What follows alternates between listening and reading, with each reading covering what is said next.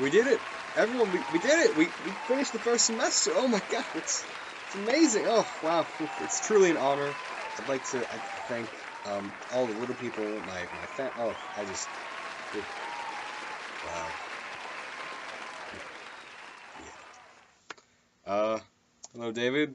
The first semester is over. I'm back home now, and let's let winter break start. And what a better way to start it than with a nice installment of the Generation Jump.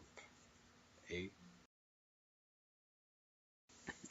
So last week, the week of much enjoyment, yes, you recommended the Violent Femmes to me, and um, the extent of my knowledge of the Violent Femmes was, of course, the first track off their title album, which I think everyone is familiar with, and I think it really attests to the point you were trying to make, where this is very catchy music, because after being reminded of this song, thanks to your recommendation, I walked off to the TV lounge, where all my amigos were sitting, and I played the opening riff to the song, and I don't think there was a single person that didn't respond with, yeah. So it was definitely enjoyable to go back and listen to more Violent Femmes and realize that it's not just Blister in the Sun that makes their music catchy, and I agree. They all have a certain quality to them that is unlike most other music.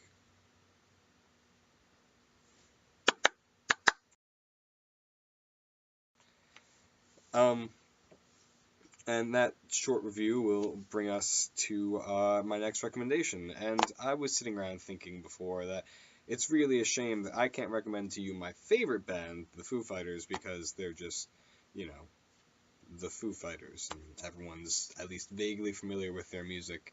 But what I can do is recommend their spin-off bands. Now, I'm not sure if you're familiar with the Foo Fighters, how they deal with tours and stuff, but traditionally it's album, tour, 3-year hiatus, album, tour, 3-year hiatus.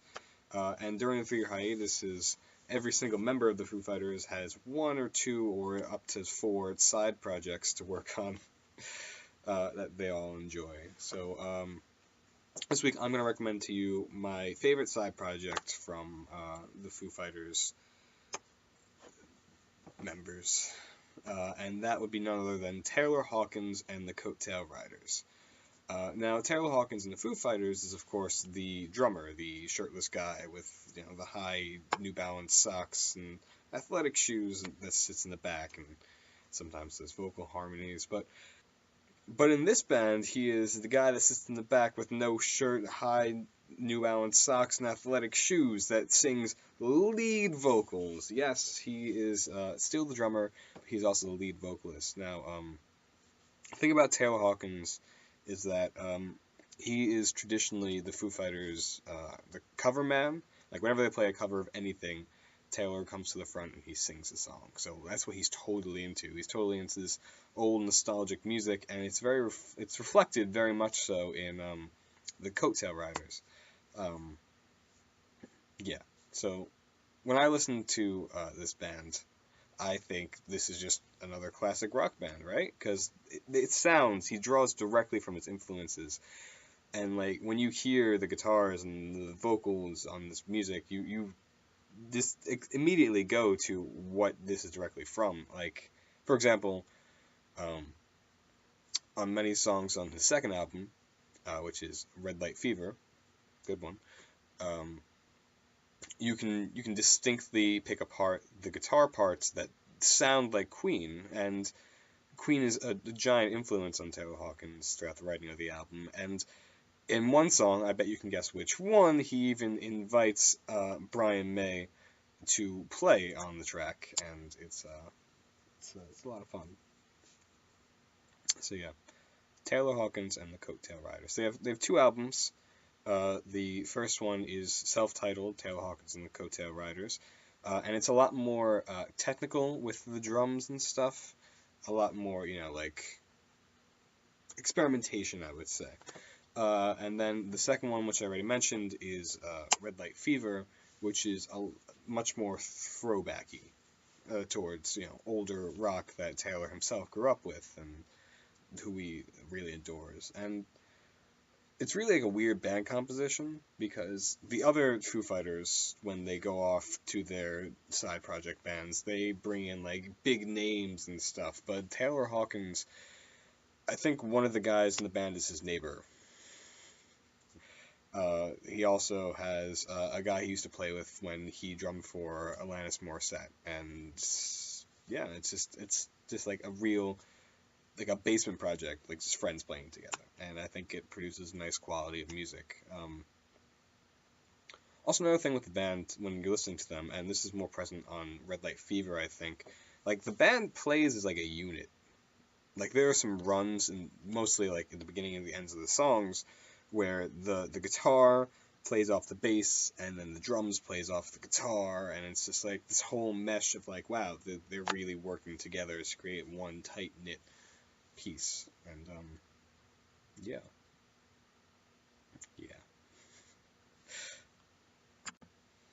So yeah, that brings us to a day in the life of Jordan Rios, and you're looking at it. I'm home until January 19th through 22nd-ish. Not really sure about when I'm going back, but pretty much what I'm going to do is what I've been doing. I've been seeing my friends intermittently.